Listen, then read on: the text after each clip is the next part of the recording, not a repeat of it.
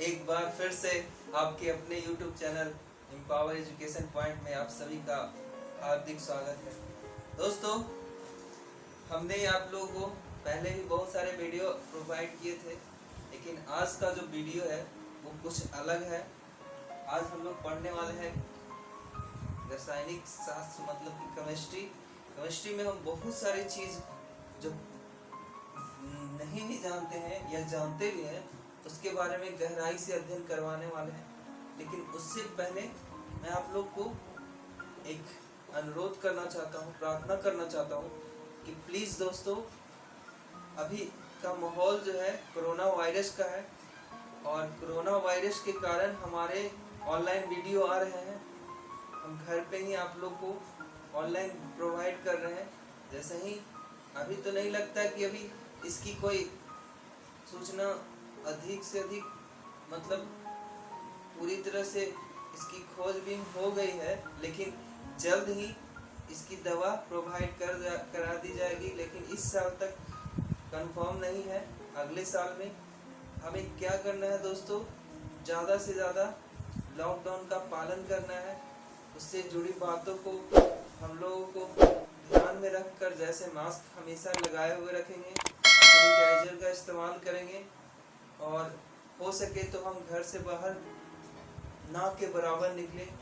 कहीं मजबूरी में निकलना पड़े चल तभी हम बाहर जाएं, अन्यथा हम कभी बाहर जाएंगे नहीं। तो इसी मकसद से हम आप लोग का ऑनलाइन वीडियो शुरू किए थे और आज मैं बता रहा हूँ कि कौन कौन सा चैप्टर कवर कर दिया आपका मैथ, फिजिक्स, बायो। अब आपकी बारी है केमिस्ट्री की, इंग्लिश भी हो चुका है आपको। तो हर चैप्टर को आपको बताया जाएगा इस चैनल पे। संस्कृत तक हम आपको नहीं छोड़ेंगे, संस्कृत का भी क्लास, हिंदी का भी क्लास यहाँ दिवाने वाले हैं। तो मेरे चैनल में दोस्तों बने रहें और एक कंबाइन सिलेबस आप यहाँ पे मैट्रिक्स के सिलेबस को पढ़ पाएंगे। तो चलते हैं हम केमिस्ट्री का आज का विषय जो है वो क्या है जरा जानते हैं। देखिए दोस्तों, आज हम लोग केमिस्ट्री में रासायनिक अभिक्रिया एवं समीकरण के बारे में जानेंगे। केमिकल रिएक्शन एंड इक्वेशंस कैसे हम लोग फाइंड करेंगे, बैलेंस कैसे करेंगे केमिकल रिएक्शन को। इस तरह से बहुत सारे सवाल हैं। उसके मद्देनजर हम लोग सबसे पहले क्या पढ़ेंगे, रासायनिक अभिक्रिया, केमिकल रिएक्शन। केमिकल रिएक्शन में हम बताने वाले हैं आपको केमिकल रिएक्शन ये कितना महत्वपूर्ण है, इसके बारे में जरा जानेंगे। सेकेंड टॉपिक है केमिकल रिएक्शन की खासियत क्या है, कैरेक्टर क्या है, इसको हम लोग क्यों करते हैं, इससे फायदे क्या है हमारे। थर्ड हम बताएंगे रासायनिक समीकरण के बारे में। रासायनिक समीकरण का अर्थ है मतलब केमिकल इक्वेशंस। केमिकल रासायनिक इक्वेशन क्या है उसके बारे में हम आप लोग को समझाएंगे। उसकी हर रूप को हम जानेंगे। इसके साथ साथ रासायनिक समीकरण लिखने का तरीका सीखेंगे कि कैसे हम रासायनिक समीकरण को लिखते हैं, इससे क्या फायदे हैं, क्या इसकी लिमिट्स है, कहाँ तक ये हमें जानकारी दे सकती है। साथ ही साथ हम रासायनिक समीकरण के दो टाइप को जानेंगे। रासायनिक समीकरण का संतुलित समीकरण किसके कहते हैं, बैलेंस केमिकल इक्वेशन क्या है, और नॉन बैलेंस केमिकल रिएक्शन क्या है, इसके बारे में भी हम लोग समझेंगे। उसके बाद संतुलित करने का नियम, जो बैलेंस्ड इक्वेशन है उसको हम किस तरह से बैलेंस करते हैं उसको भी जानेंगे। तो ध्यान दीजिए दोस्तों, आज हम आपके इस क्लास को बहुत ही मज़ेदार बनाने वाले हैं। फुल एंजॉय के साथ आप इसे इंटरटेन करें और ऐसा नहीं लगेगा कि आप बोरिंग होकर पढ़ रहे हैं। बिल्कुल मजाकिया टाइप से आपको केमिस्ट्री को पढ़ाएंगे। तो दोस्तों देखते हैं पहला रासायनिक अभिक्रिया। रासायनिक अभिक्रिया ये टॉपिक है आपका दोस्तों, रासायनिक अभिक्रिया। ये बहुत ही खास टॉपिक है। इससे हम रूट्स को बोलते हैं, जड़ रासायनिक अभिक्रिया में ये जड़ है आपका। इससे हमें बहुत ही ज़्यादा मदद मिली है हमारे वैज्ञानिकों को अध्ययन करने में। ज़्यादा से ज़्यादा तत्वों को, एक तत्व से दूसरे तत्व को संयोग करा के एक नए तत्व, एक नए यौगिक का निर्माण करने के लिए रासायनिक अभिक्रिया अत्यंत आवश्यक है। तो ये क्या है, इसके बारे में जरा जानते हैं दोस्तों।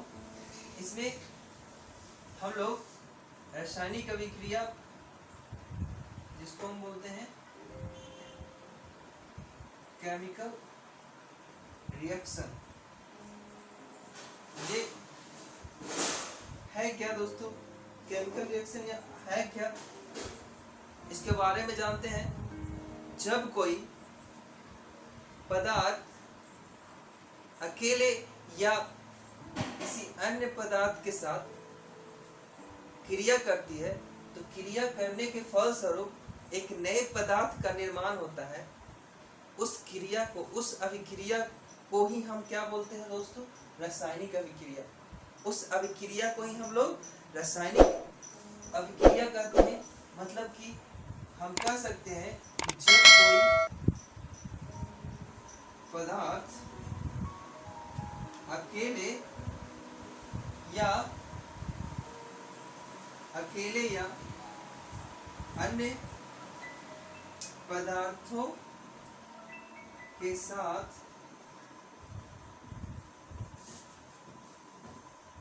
क्रिया करके नए, एक या एक से अधिक नए पदार्थ का निर्माण करते हैं, उसे, उस प्रक्रिया को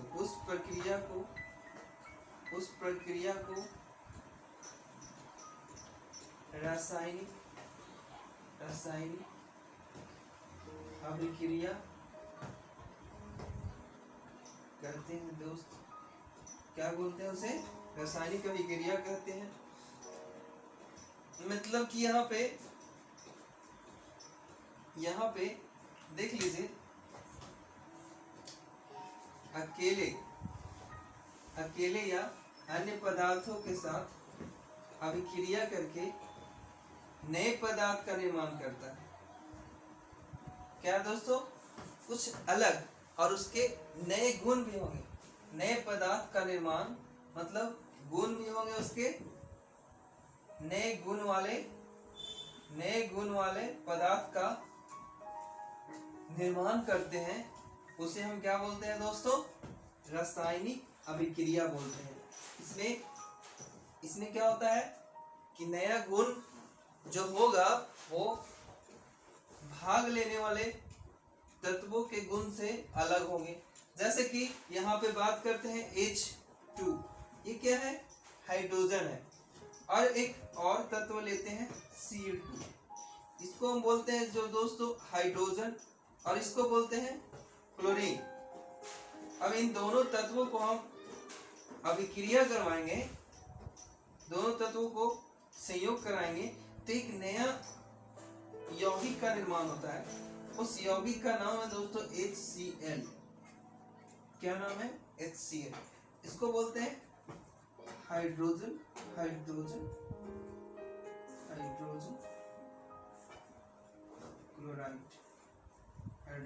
क्लोराइड। ये हमारा हाइड्रोजन एक गैस है, और क्लोरीन ये भी। जब ये दोनों अभिक्रिया करता है तो हमें क्या मिलता है? HCl, जो कि क्या है? एक एसिड है, अम्ल है। तो इन दोनों का गुण से एक नए गुण वाले यौगिक का निर्माण हुआ। तो इस तरह के जो प्रक्रिया है दोस्तों, इसी प्रक्रिया को हम बोलते हैं रासायनिक अभिक्रिया। इस प्रक्रिया को क्या बोलते हैं? रासायनिक अभिक्रिया। देख लिए दोस्तों कि रासायनिक अभिक्रिया क्या है। दो अलग अलग प्रकार के पदार्थ यानी तत्वों के लिए, और उसे हम क्या किए? आपस में क्रिया किए, तो क्रिया करने के फलस्वरूप इस प्रक्रिया में एक नए तत्व का, एक नए पदार्थ का निर्माण हुआ। उस पदार्थ का नाम है हाइड्रोजन क्लोराइड। क्या नाम है? Hydrogen chloride. तो यूं आप समझिए कि ये आपका एक पॉजिटिव होता है, ये निगेटिव होता है। और जब भी कोई ऐसे दो नए नए पदार्थ अलग अलग अपोजिट साइन का होता है तो आपस में रिएक्शन करता है, तो इससे एक नए पदार्थ का उदय हुआ जिसका नाम है हाइड्रोजन क्लोराइड। अब ये आपको यहाँ पे देखना ये वाली बात है कि यहाँ पे हम लोग यहाँ पे दो चीज महत्वपूर्ण है, इधर प्लस लिए हैं और ये एरो है। इसके बाद इस तरह से हम कैसे लिख दिए, है ना? ये सोचने वाली बात है ना दोस्तों। तो इसका मतलब हम आपको समझाते हैं। अब एक रासायनिक अभिक्रिया जो है ये, इसमें दो टर्म आते हैं। पहले टर्म को हम बोलते हैं अभिकारक, पहले टर्म को हम लोग बोलते हैं अभिकारक, और जो अगला टर्म है वो प्रतिफल। प्रतिफल ये जो टर्म है ये हमारे, देखिए राइट हैंड है तो राइट हैंड इधर है, लेफ्ट हैंड इधर है। लेफ्ट हैंड का मतलब बाईं ओर, बाईं ओर जो होता है उसको हम लोग बोलते हैं रिएक्टेंट, रिएक्टेंट बोलते हैं दोस्तों। और जो दाईं ओर है उसको बोलते हैं प्रोडक्ट, प्रोडक्ट। तो मतलब कि जो अभिक्रिया में भाग लेने वाला पदार्थ है उसे हम क्या बोलेंगे दोस्तों? उसे हम अभिकारक बोलेंगे।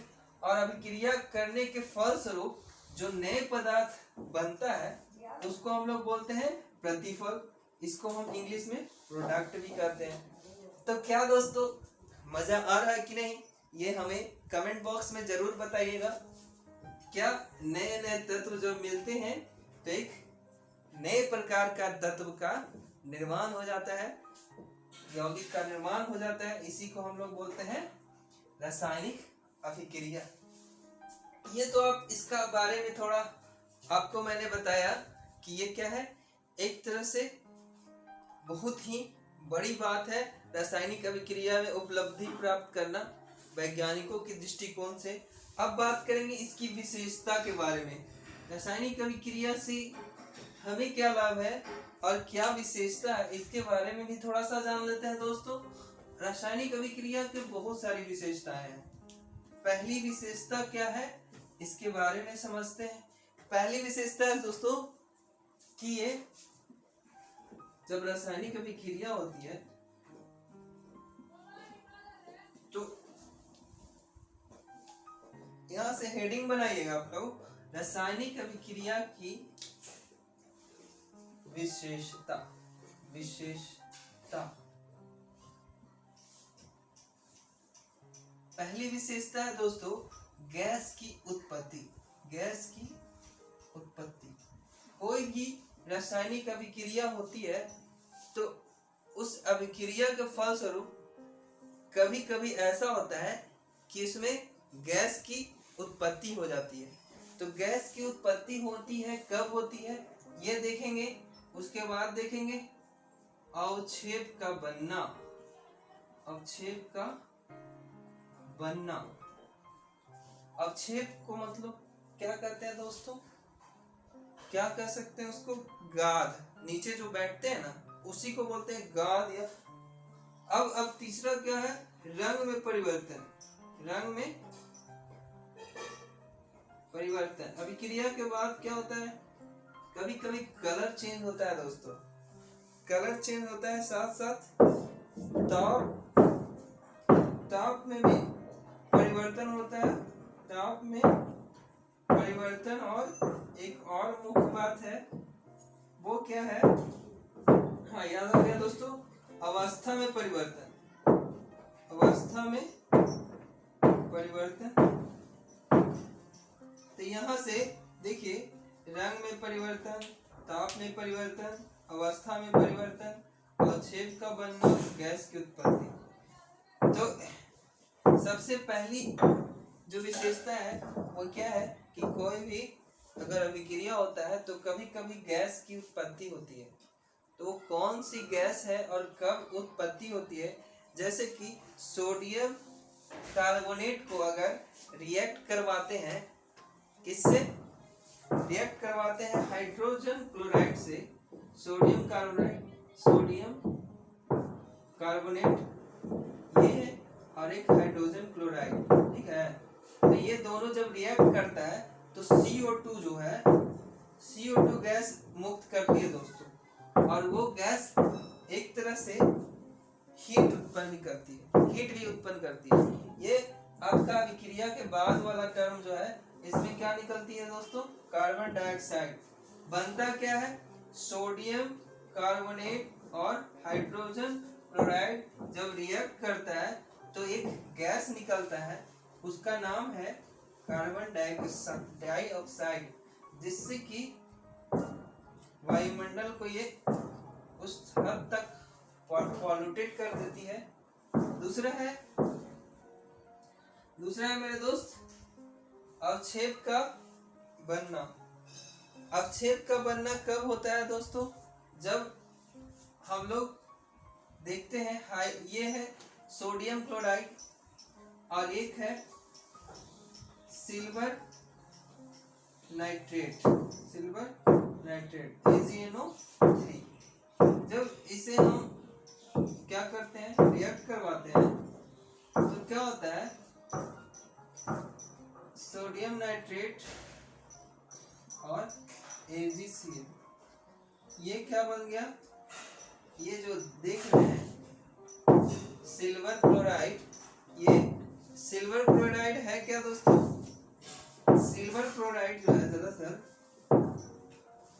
ये अवक्षेप है, इसको सिंबल में ऐसे दर्शाते हैं सिल्वर क्लोराइड को। ये क्या करता है?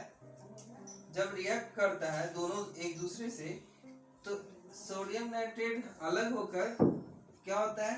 विलयन में घुल जाता है, लेकिन जो एक सिल्वर क्लोराइड जो है वो तली के रूप में नीचे बैठ जाता है गाद पे। तो ये आपका अभिक्रिया के फलस्वरूप होने वाले कुछ महत्वपूर्ण विशेषता है। तीसरा पॉइंट समझते हैं, रंग में परिवर्तन। क्या होता है कि जब पोटेशियम परमैंगनेट को, जो शुरू में बैगनी होता है, पोटेशियम परमैंगनेट में हम लोग अगर नींबू का रस निचोड़ते हैं तो उसका जो कलर होता है पोटेशियम परमैंगनेट का, वो बैगनी से चेंज होकर दही के जैसा व्हाइट हो जाता है, उजला। तो ये आपका तीसरी विशेषता है कि रासायनिक अभिक्रिया में कभी कभी कलर भी चेंज हो जाता है। ये विशेषता है दोस्तों, कभी कभी क्या हो जाते हैं, कलर भी बदल जाते हैं। अब है चौथी विशेषता कि ये ताप में परिवर्तन करता है। टेम्परेचर जो है अप और डाउन कब होता है, जरा समझते हैं। जैसे लिख देखिए, अमोनियम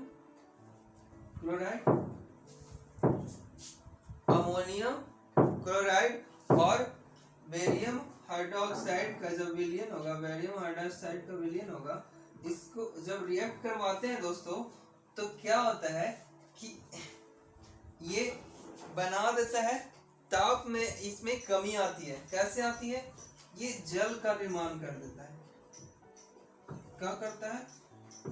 जल का निर्माण। और जैसे ही जल का निर्माण होता है H2O का, उसका ताप जो होता है वो कम जाता है। तो ये हमारी चौथी विशेषता थी।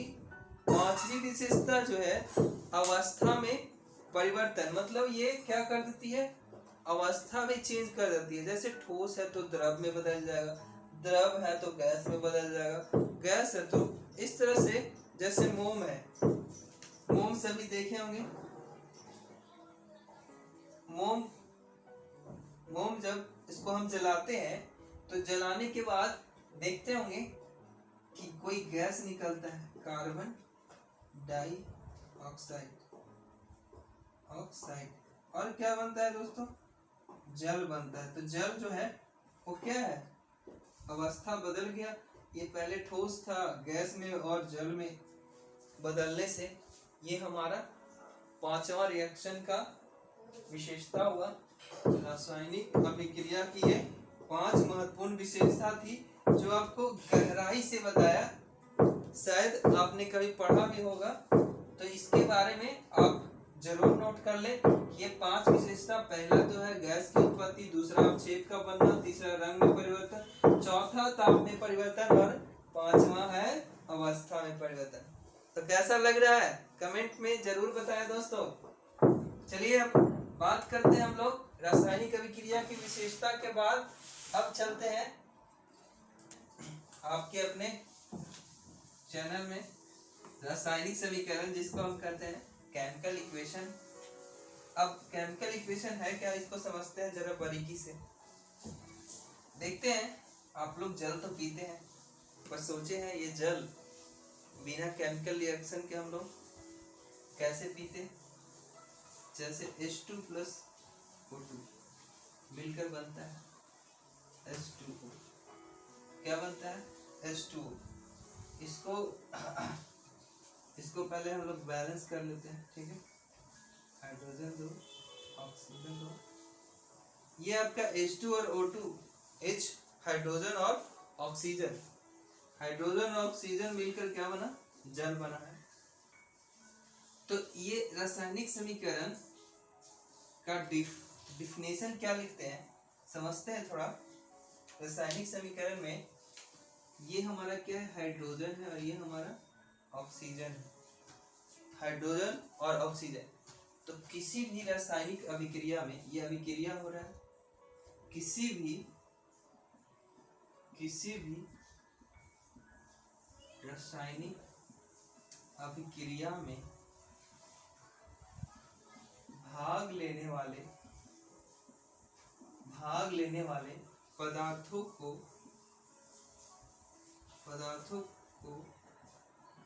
उनके संकेतों और सूत्रों का संक्षिप्त निरूपण को क्या कहते हैं दोस्तों, संक्षिप्त निरूपण को ही रासायनिक समीकरण कहते हैं, रासायनिक समीकरण कहते हैं। तो देखिए, तो यहाँ पे क्या क्या चीज भाग ले रहे हैं, हाइड्रोजन और ऑक्सीजन। हम लोग इसे हम हाइड्रोजन पूरी भी लिख सकते थे, हाइड्रोजन प्लस ऑक्सीजन। हाँ, तो ये थोड़ा बिग लॉन्ग जाता और थोड़ा ज्यादा डिफिकल्ट था। तो रासायनिक समीकरण का डिफिनेशन ही होता है कि किसी भी रासायनिक अभिक्रिया में भाग लेने वाले पदार्थों के संकेतों और उनके सूत्रों को संक्षिप्त रूप से, मतलब छोटा करके निरूपित करना, मतलब लिखना ही क्या कहलाता है, रासायनिक समीकरण कहलाता है। तो रासायनिक समीकरण आप लोग को समझ में आया होगा। देखिए यहाँ पे हाइड्रोजन एक क्या है, ऑक्सीजन क्या है, दूसरा तत्व।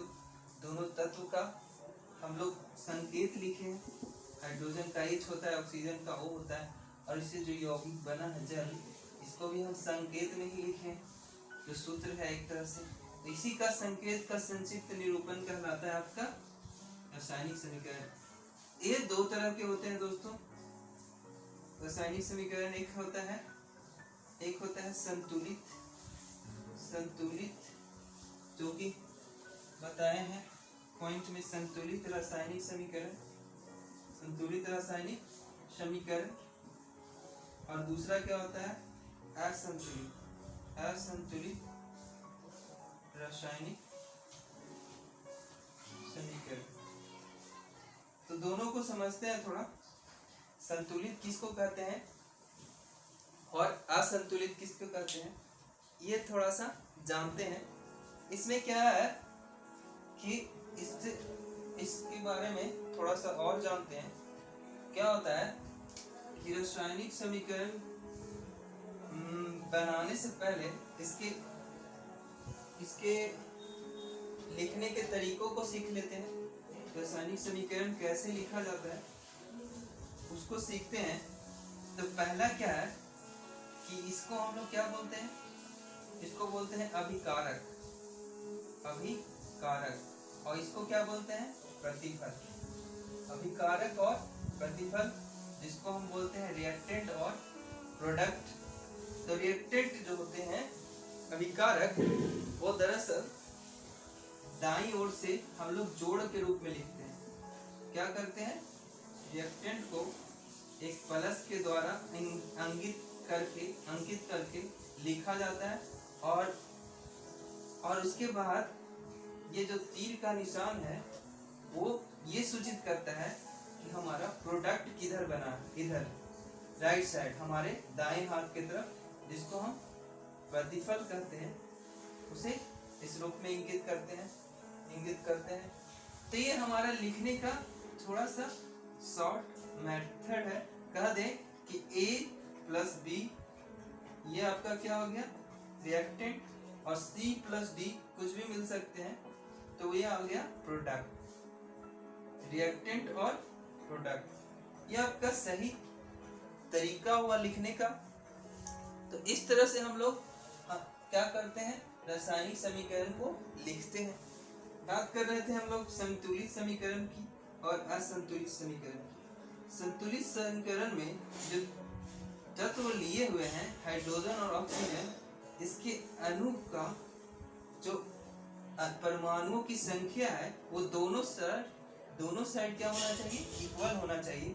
उसी को हम लोग कहते हैं संतुलित समीकरण। जैसे कि यहाँ पे एक उदाहरण पेश किए हैं।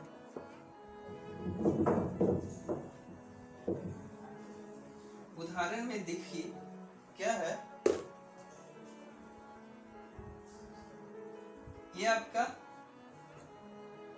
बाएं साइड है, बाएं तरफ, और ये आपका दाईं तरफ है ना दोस्तों। तो देखिए, तो यहाँ पे हाइड्रोजन की संख्या 2 और 2 4 है, और इधर भी हाइड्रोजन की संख्या 4 है। ऑक्सीजन की संख्या इधर कितने हैं, 2, इधर भी ऑक्सीजन की संख्या 2। तो ये आपका संतुलित है, पूर्ण रूप से क्या है, संतुलित समीकरण। तो संतुलित समीकरण का हम परिभाषा इस तरह दे सकते हैं कि रासायनिक समीकरण में अभिकारक के जो परमाणु की संख्या है वो प्रतिफल के परमाणुओं की संख्या के अगर बराबर हो, मतलब दोनों तरफ परमाणु की संख्या अगर बराबर हो, तो उसे हम संतुलित समीकरण कहेंगे।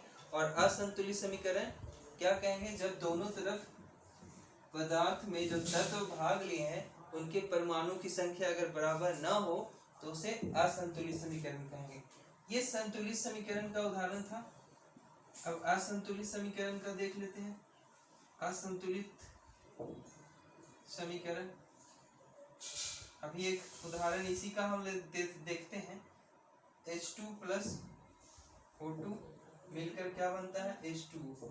अब देखिए यहाँ पे H कितना है, बाईं तरफ क्या है, H की संख्या, हाइड्रोजन की संख्या 2 है, ऑक्सीजन की परमाणु की संख्या 2 है।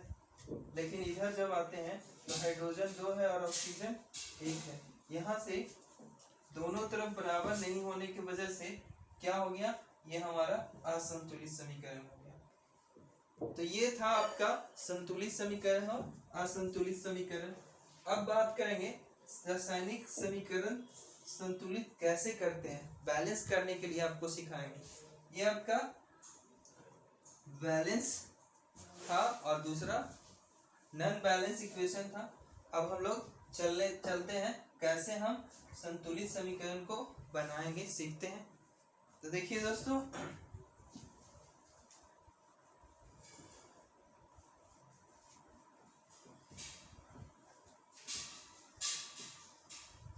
संतुलित समीकरण लिखने से पहले आपको कुछ महत्वपूर्ण तथ्य को मैं बता देता हूँ। क्या है,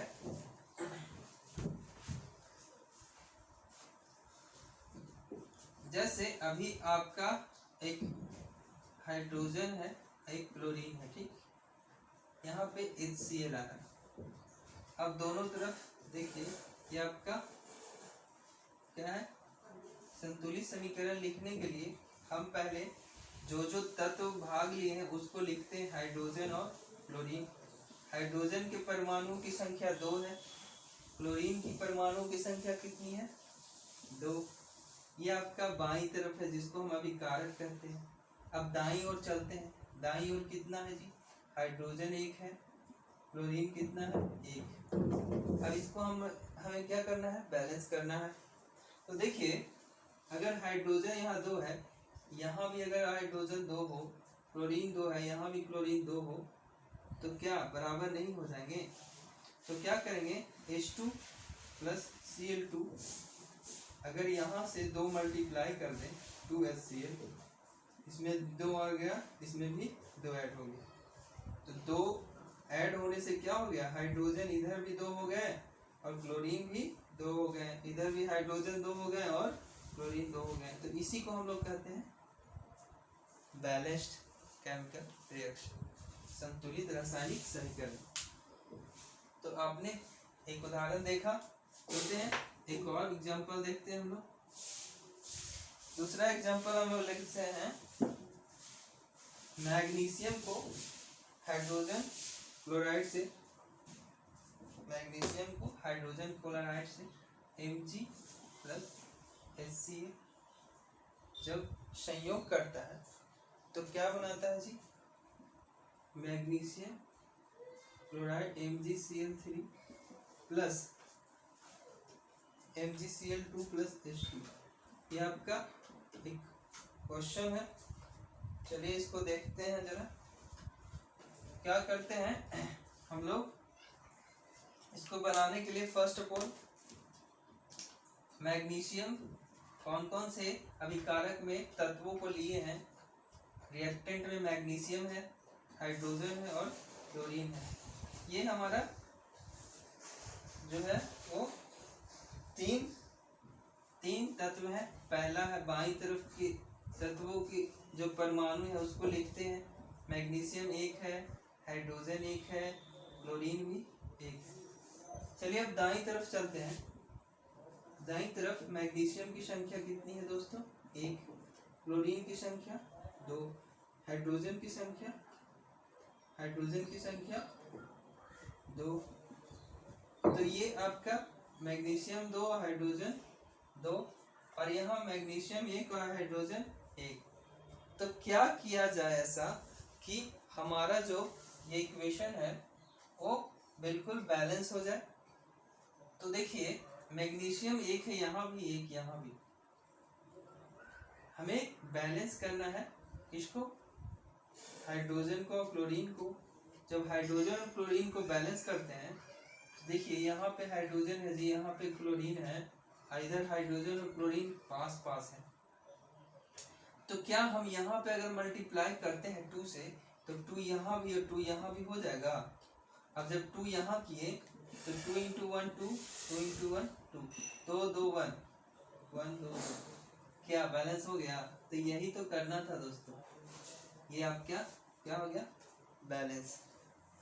मजा आ रहा है कि नहीं, देख लीजिए, बिल्कुल आपका एकदम बेसिक कॉन्सेप्ट के साथ आपको बताया जा रहा है ताकि कोई प्रॉब्लम ना आए। अब चलते हैं एक और इक्वेशन लेते हैं, Fe plus H2O, Fe plus H2O react करके बनाता है Fe3O4 प्लस H2। इसको सीखते हैं एक कैसे करेंगे इसको। सबसे पहले हम जो बताएं उसकी बात को ध्यान में रखिए। पहले हम क्या करेंगे, तत्वों के जो परमाणुओं की संख्या है उसको लिख देंगे। पहले Fe का, तेजस का कितना है जी 1, हाइड्रोजन का 2, ऑक्सीजन का 1, ये बाईं तरफ हुआ। अब दाईं तरफ देखते हैं, Fe कितना है 3, हाइड्रोजन कितना है 2 और ऑक्सीजन कितना है जी 4। तो यहाँ पे देखिए तो अनबैलेंस लग रहा है, ये 1 है, ये 3 है, ये 2 है, ये 2 है, ये तो इक्वल है लेकिन ये अनइक्वल है। तो इसको हम सेम कैसे करें, ये जरा कंसेप्चुअल है तो समझिएगा। ये Fe3 है तो हम सबसे पहले Fe को इक्वल करते हैं, तो यहाँ 3 से मल्टीप्लाई करेंगे, मतलब इसमें 3 से गुना होगा। तो Fe से Fe तो क्या इक्वल हो गए, लेकिन ऑक्सीजन देख लीजिए कितना है 4, यहाँ क्या है 1 ही है। तो क्यों ना हम यहाँ 4 से मल्टीप्लाई कर दें। तो 4 जब यहाँ मल्टीप्लाई किए तो 4H2O तो हो गया, लेकिन ऑक्सीजन की संख्या 4 हो गया, लेकिन हाइड्रोजन की संख्या भी बढ़ गया। देखो 4 दूना 8 हो गया, तो इधर भी हमको बढ़ाना पड़ेगा ना। देख लीजिए यहाँ 2 है, तो हम क्या करेंगे, यहाँ पे इसमें भी 4 से मल्टीप्लाई कर देंगे। तो 4 दूना 8 हो गया, ये 4 हो गया। अब देखिए तो इक्वल है कि नहीं। फेरस आयरन Fe3 8 8 और 4 और 4। तो समझ गए आप लोग दोस्तों, कैसा लगा ये हमारा वीडियो? आप हमें कमेंट बॉक्स में जरूर बताएं, और आपको ज़्यादा से ज़्यादा अपने दोस्तों को जोड़ें, ताकि हमारा आपका लाभ हमारा लाभ आपके पास पहुंच जाए। तो दोस्तों अगले वीडियो में हम इसके आगे का प्रॉब्लम डिस्कस करेंगे। तब तक के लिए धन्यवाद, मिलते हैं अगले वीडियो में। Thank you.